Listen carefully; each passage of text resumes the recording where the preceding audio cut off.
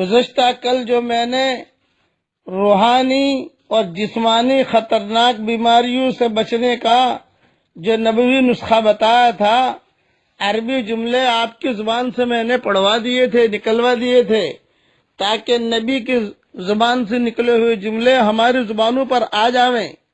اب میں اس کا اردو میں ترجمہ کر رہا ہوں۔ امیجز بنانے والے عربی کا بھی امیجز بناویں، اردو کا بھی امیجز بناویں، اور اسی اردو کو میں جو جملے کہہ رہا ہوں اس کا انگریزی میں بھی بناویں، اور تینوں امیجز بنا کر عوام کو دے دیں۔ یہ اپنے پاس سنبھال کے رکھ لیں گے انشاءاللہ، اور یہ پڑھتے رہیں گے تو اللہ کی ذات سے امید ہے کہ ہر قسم کی برائیوں سے، بیماریوں سے اور پریشانیوں سے امت انشاءاللہ محفوظ ہو جائے گی۔ اور یہ حدیث کی دعا ہے، یہ یاد رکھنا۔ وہ حدیث کے سارے حوالے میری کتاب اللہ کی پناہ میں دیکھ لینا، اور بڑا حوالہ میں نے ابو داؤد کا پہلے دے دیا ہے۔ اب ترجمہ سنیے، ترجمہ میرے ساتھ پڑھتے جائیے، ایک مرتبہ درود شریف پڑھ لیجئے۔ اللہم صلی علی سیدنا محمد وعلی آل سیدنا محمد عدد خلقک ورضا نفسک وزنت عرشک ومداد کلماتک۔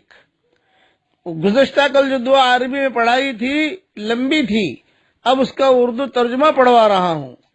اے اللہ، تیری پناہ لیتا ہوں سخت دل ہونے سے اور غفلت سے اور بہت زیادہ محتاج بننے سے اور ذلت سے، اور تیری پناہ لیتا ہوں محتاجی سے، کفر سے۔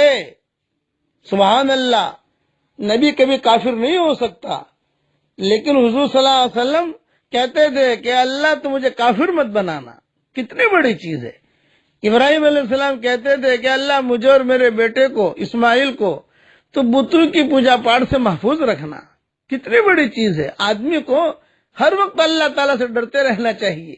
اس کے لیے حضور صلی اللہ علیہ وسلم اپنے دعاؤں میں دعا مانگتے تھے کہ تیری پناہ لیتا ہوں محتاجی سے، کفر سے، نافرمانی سے، اور ہٹ دھرمی سے، ضدی بننے سے۔ حضور صلی اللہ علیہ وسلم پناہ مانگتے تھے۔ بعض مرد ضدی ہوتے ہیں، بعض عورتیں ضدی ہوتی ہیں، اور وہ اس ضد کی وجہ سے گھر اجڑ جاتے ہیں، آنے کی وجہ سے ناک میری نیچی نہ ہو۔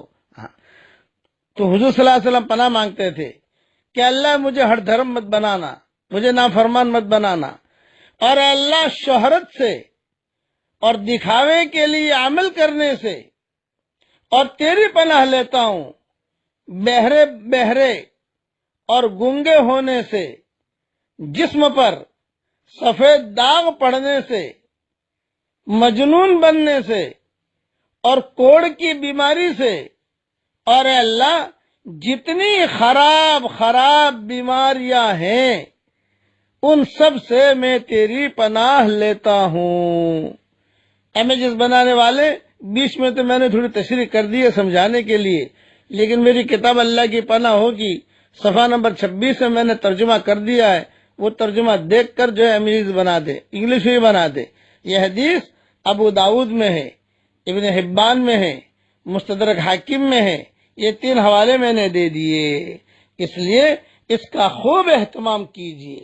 یہ دعا مانگنے کا، یہ حضور صلی اللہ علیہ وسلم کا تعویذ ہے ایک قسم کا، جو حضور صلی اللہ علیہ وسلم اہتمام سے اسے مانگا کرتے تھے دعاؤں کے اندر، اور بہت اہتمام کرتے تھے۔ مائیں سنتی رہتی تھی تو یہ ماؤں سے یہ حدیثیں ملتی رہتی ہے، کبھی صحابہ سنتے تھے تو وہ لکھ لیتے تھے۔